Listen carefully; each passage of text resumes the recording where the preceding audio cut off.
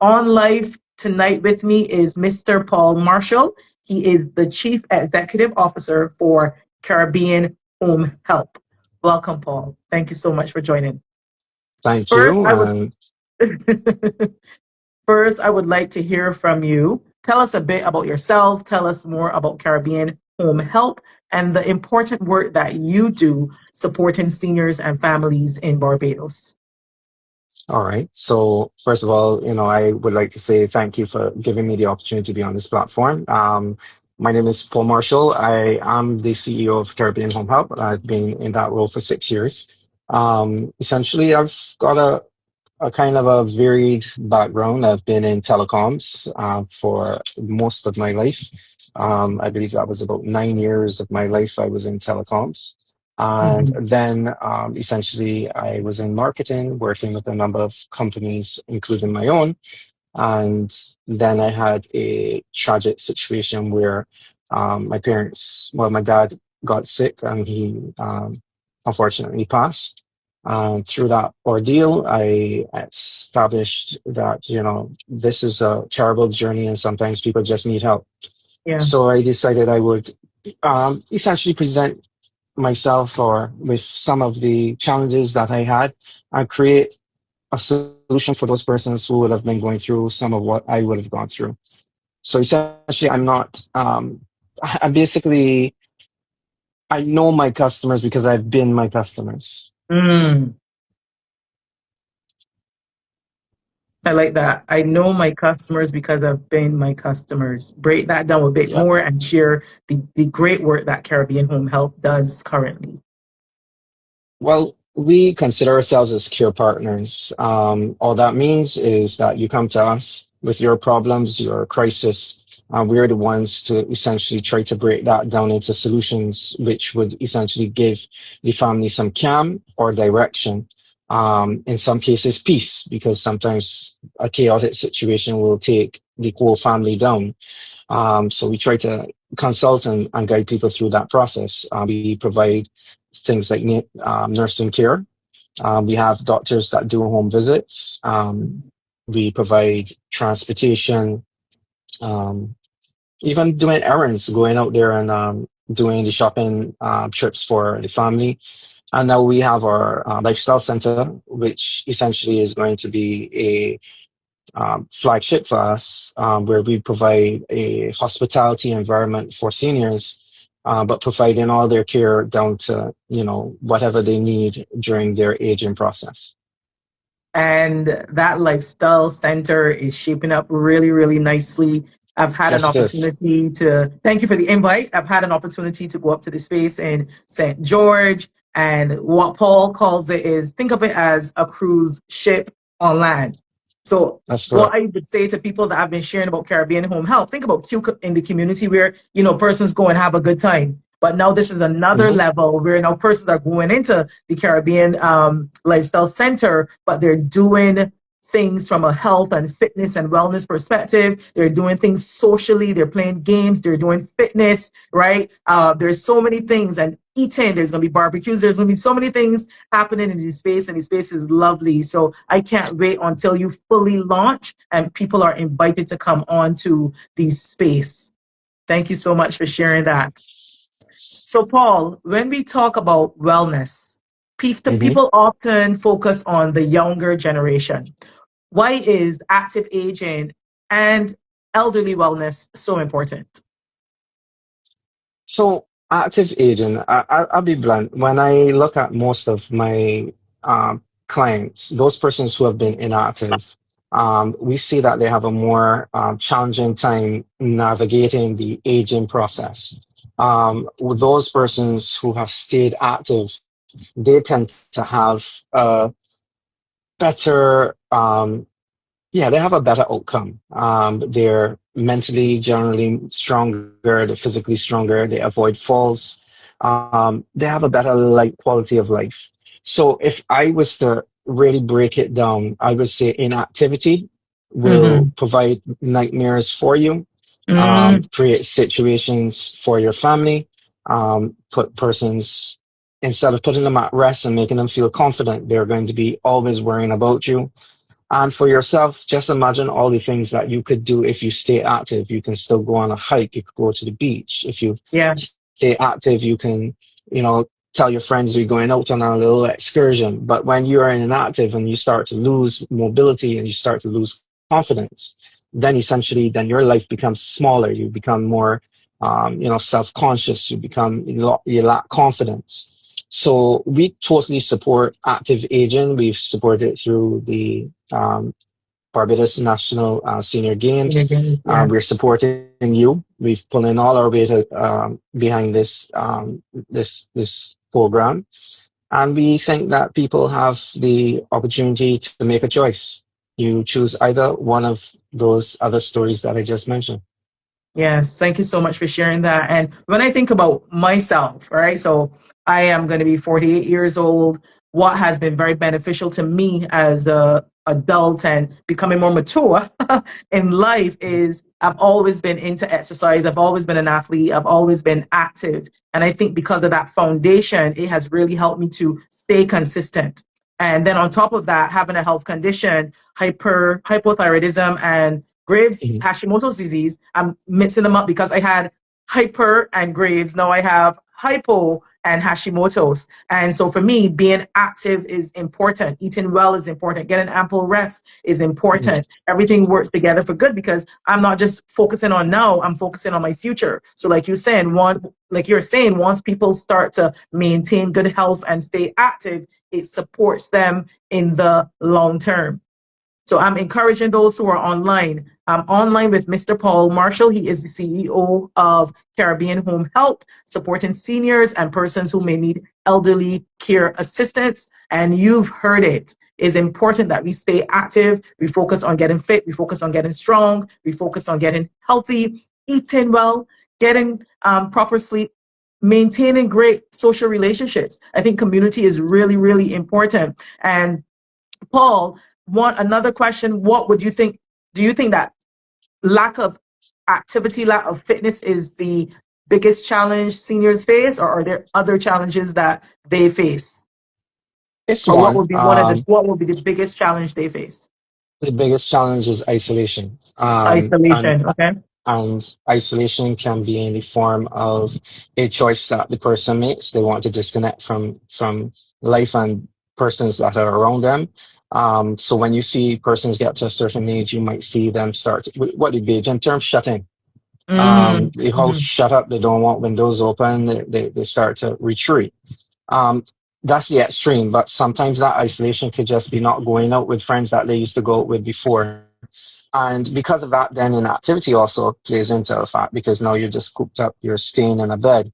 But that isolation can also become part by persons that are around you, your loved ones, and you might not know you're doing it because example of that would be, "Mom, mommy, you too old for that, man, but mommy won't go and do it." Mhm, So mhm. if every time that mommy wants to do something or daddy wants to do something, you're just, not encouraging them or you're discouraging them. I'm not saying to put them in dangerous situations, Right. but if you see a dangerous, so if mommy says she want to go skydiving, you could find something else that she could do. You should go actually diving in the water. Something that you kind of provide an alternative that is appropriate to their situation, An but alternative. I like encourage, that. correct. Hmm. So that isolation can become a start of some of the decline and mental decline that you will find with some seniors. So that's one. Another is being preyed upon. Um, Mm. so because you're aging, you don't have a lot of the technology savvy. You go to the bank, you are withdrawing money to pay all your bills. You're being watched by predators. Hmm. That is a big concern. I saw this in a bank one day. I saw a lady coming out with a lot of $100 bills. I was like, what? And I saw people looking, Mm, hmm. all right? And for me, that look that I saw was, this woman got real money though. That's what I saw that other person looking at her, taking and counting the cash out the counter because they're gonna make sure seniors gonna make sure that every cent there and Yeah. that that now makes her what I would call a vulnerable target. So Yes, yeah, yeah. there's a lot of um, there are a lot of challenges out there. Um, those who have a strong family structure can help Mhm. protect, but those who live alone and isolate themselves but still have to do certain things would become bigger targets. Yeah.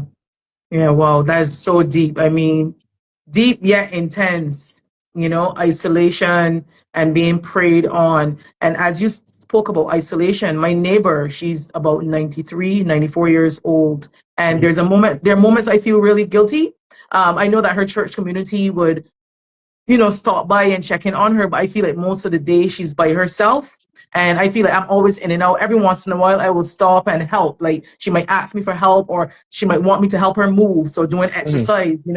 And I feel like if I could be there more often, I could, right? Or I should be, but I know it's not my responsibility. But wherever I can help, or my other neighbor, we were both young women, we would go our way for her. But I can sense the loneliness. So if I barely passed by, she was like, "Hey," or she told me, "They saw you on TV," right? So she mhm. finds ways to stop you so you can have conversation with her. And then there are times I just kind of climb the wall to go over and talk to her and spend some time. But I feel like more and more, I just need to give her a little bit more time, even if it may not be every day of the week, but being able to give her a few minutes, moments of my time, a few days a week, because I can sense there is some loneliness. And I feel like as a government, we need to make sure that we know who these people are, we know where they are, and be able to really get more social workers, get more nurses, get more persons into their home space.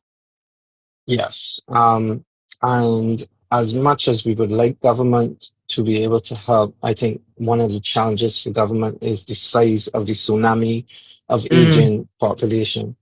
Um, and I know that they can do better, and you can always do better.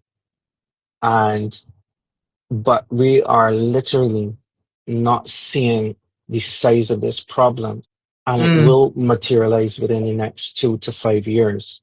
Um, I, if you just look at the statistics, I can't remember how many age over 65s there are in Barbados, but I would kind of be able to say that that's over 50%. So mm, I'm pretty certain. And with that, those out of that percentage, when you're over the age of 70, your risk of having dementia is going up above 60%. And then when you get above 80, it's going above that. So the percentages of persons who are within a certain age, they're getting these dimensions. And this is now literally putting them in a very dangerous category because they can no longer take care of themselves. They're legally not able to make decisions. So the family has to step in. And then yeah, as they decline, then some family member has to be put out of the workplace to be able to care for that individual, which lowers the productivity of the actual country. So when you sit down and try to dissect this is beyond just the person who is going to be impacted. It's going to impact the person, the families, and it's going to impact the government because of the number of different things that would need to be put into place, like home health and even some of the tools that are or agencies that are out there are not addressing the full entirety of the problem. So what I would say is this. This has to eventually be a community drive to sit down and say, I gotta focus on mommy and daddy, but the government has to come up with levels of support for those persons who choose to be caregivers so that okay, they're not disadvantaged. Um, there are many other countries that I know, they have very strong support from family members. In Africa, Caribbean home health will probably not be as popular as it is here in the Caribbean because they have a strong ancestry obligation to take care of mm, their own. So somebody ill, somebody's aging and whatnot, somebody in family steps in and they support that individual, yes. right? In Indo-Caribbean homes, same thing. So as we fight to go out there to gain progress and success, What Yeah. happens, it sometimes leaves less room for family. There's a choice that has to be made. Yeah. Yeah. Thank you so much for sharing that. And I hope that as persons are listening, this becomes a food for thought for you, whether you're thinking about your parent or your grandparent or a neighbor who may be aging and may be having some challenges. How can you step in? How can you make a referral? How can you guide them in the right direction? What are the things that you're doing? And Caribbean Home Help is one of those agencies, organizations that you can definitely reach out to if you're having a challenge with aging or ailing family member.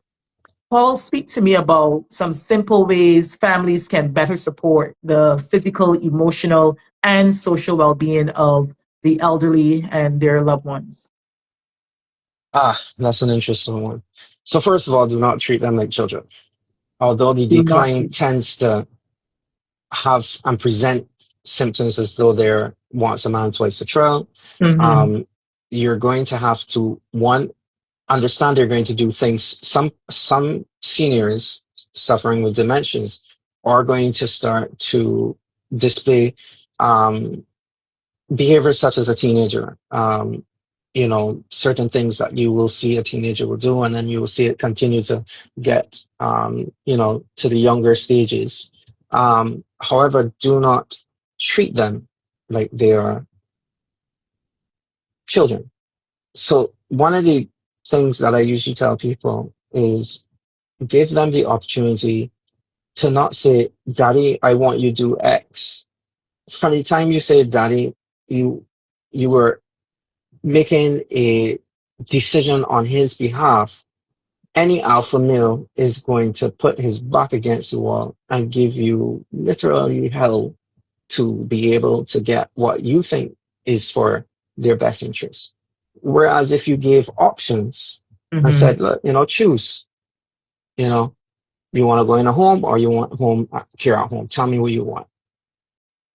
I think that is, not I think, I've seen that be a better option than you now taking charge on behalf of your parent. Yeah. And by the way, you still have to take charge, but in the conversation, you don't approach it in, hey, this is what we're doing. Give options. So that's Mm-hmm. one advice that I would give would be start preparing from young. And I say this with all respect for those persons who are in 35 and want to live their life. But if you don't start saving and having some form of insurance, and when I say insurance, it could be life insurance, but importantly, medical insurance, Yes. because the persons who benefit, when I say benefit, let me change that. The persons who I see that have least financial difficulties navigating the issues of aging and poor health are those persons who have insurance and can afford to have the nursing care or can afford to go to the doctor without the whole family freaking out and trying to figure out who's going to carve out this bill. That's one other one because the financial component then puts another what I call another weight on the family, the weight of the stress of who's going to pay this bill, Yeah. right? And it creates kind of splits in the family and people that have guilt or people who are trying to put guilt trips on other persons. To avoid that, put things in place from early and decide from early who you want to be in charge. Because and if that person is not going to live up to it, so you get their agreement first. Because if you say this person's in charge and you never had that discussion, person might come to the day where they say, I'm not signing up. I didn't sign up for this. Mm-hmm.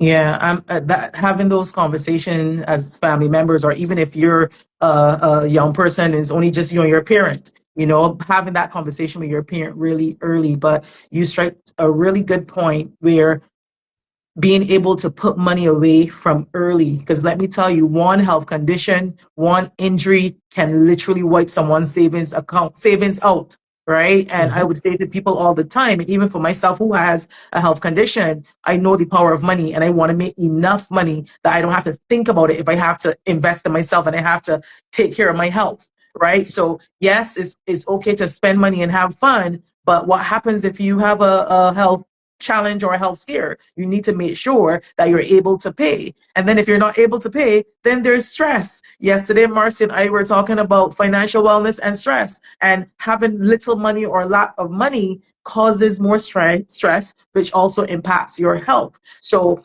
I would say to persons listening in, if you've not been thinking about your future and as you age, start putting money away. It's okay to say you want to do this and want, but just even if it's $50, right? And you say Hmm. this goes towards my health fund, right? So you know that you're building for your future, right? And it really, really makes a difference. Yeah, it does. I would say, actually, let me change the angle here. I would say that when you don't have money to take care of health challenges, it's almost like if you don't have oxygen in your room. Yeah. You literally cannot breathe, and you know what happens when you can't breathe, You right? die. It's stress. Yeah. Yeah. And I'm sure when you're telling people to do the physical activities, it is easier when you breathe through those things appropriately, naturally, Yeah. as opposed to thinking that the world is going to come to an end tomorrow. Yeah. Yeah. Another thing I would say is for advice, get young people to like their grandparents. Mm. And I said like because we all love, but do we really like being in company of persons? And it's sometimes to connect. I can be honest, sometimes it's hard for me to look at my mom declining in dementia. It really kind of like is like a gut wrenching kind of thing to see a strong, independent woman decline. Yeah. So sometimes there are other reasons that people may, kind of stay away. But my thing here is this. If you can get your young children, very young, to connect with grand, because they're going to have very similar outlook to life, which is unconditional love. At that point, and I'm not talking about when they're sick. I mean, throughout that period of just keeping that um, Like a connection, bond. Hmm. you're going to find that their aging process can be different Yeah. because they have someone that is coming over to interact with them, and there is that genuine, I want to be here, I want to hang out. If you were able to establish that, it would give them something every morning to get out of bed and look forward to. And that's something Yeah. that we got to understand. When you get to a certain age, you run out of things to get up out of bed to look forward to. Think about it. Yeah. Yeah. Well, you gonna get up in the morning and look forward to arthritis, or you gotta take 20 to 30 pills before you Right. can even start your Yeah. day, Nobody's looking forward to that. right? And it's So, so funny, right? Sorry to cut you, but I have a client that is about 94 years old, and mhm, I normally would meet with her on Saturdays at 11:30, right? But today was at an activity, so I would have said to her daughter, "I'll come around 1:32." So mhm, when I got there, her daughter came to me and said, Mom thought I canceled you. She don't understand why you're here today. Because if this woman loves me but don't want to see me. You understand? Like she knows she has mhm, to move, but it's okay if she doesn't, right? And you're right. Like, as they get older, they're just like whatever, right? But we mhm. have to continuously challenge them and let them know how important it is to stay active, to keep moving. Because when you don't move and your muscles, you lose your muscle mass and you lose your strength, you're going down faster, right? And then your chances of falling is even higher and breaking bones and all of that. So, she doesn't like to see me, but she still loves to see me. I'll give you an example. So if one of my patients love a nurse and Hmm. she's 5 minutes late, that's like a half an hour. Right. So there's something to look forward to when you really develop bonds. Yeah, I have some nurses that if the person's ill, they don't want anyone else because a bond has been created. They look forward to that person. Yeah. That person's makes their life, feel better. But if I was to give an overall advice for families is understand that aging is a system of loss. And out of that loss, there's going to be a way, you're going to have to find ways to manage that loss. And it's not one way street. There's all different ways to approach it. You just have to try things. What I can tell you for certain does not work is telling your mom what to do that raise you. It's not going to go well. You have to find ways to communicate in a different way where you give those seniors the give them the options, but you still have to sometimes make decisions because some of their decisions may not be in their best interests. I wanted to hear from you. Why was it important for Caribbean Home Health to support our fitness party and be a part of the wider wellness movement? Um, I mean, as I said, I want people not to want to, sorry, I want people not to need to have us. In other Mm-hmm. words, if, and it just might sound silly, if you are healthy, then you have the ability to last longer in your home and be happy. However, if you need our help, when you come to us and you're healthy in the context of your body, even if you're having mental issues or sorry, let me use that, not use that word, cognitive issues, Mm-hmm. um, the ability to manage those are better than someone who is confined to bed, um, now getting bed sores, or you have to manage them, just turning every 2 hours to mitigate those things. It gets very complicated for an inactive person. Yes. Um, they tend to have falls, have hip replacement surgeries, those kind of things gets expensive. So your costs can actually come down. And I'm just going to talk real practical. Aging can get real costly real fast. One Yes. Yeah. accident Yeah. and you spending tens of thousands of dollars a month. So it is better for you to stay active, avoid these situations, and we are going to invest in, as I said, the Barbados Senior Names. So then when we heard of your program, and I mean, literally, I've been watching your IG for nearly 2 or 3 years, and I was always impressed with how you try to do it in simple steps. You're not trying to boil the ocean at once, but then when you start to realize you get further and further and further, you can do more and more and more. We said, yeah, this is what we want to align ourselves with. And then when you told us about this initiative, that's tied into global fitness, we thought it was a no-brainer. We believe that one, your energy and what you bring to the table is and aligned with what we believe as one of our core beliefs. Thank you so much. I really appreciate your feedback. Before we finally close, Paul, please share with our audience how they can find um, Caribbean Home Health, how they can learn more about you and your services.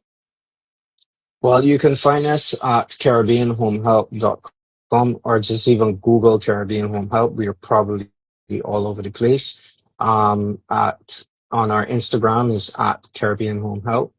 And you can reach us at we actually have live people who answer the phone. So, 246-629-4251.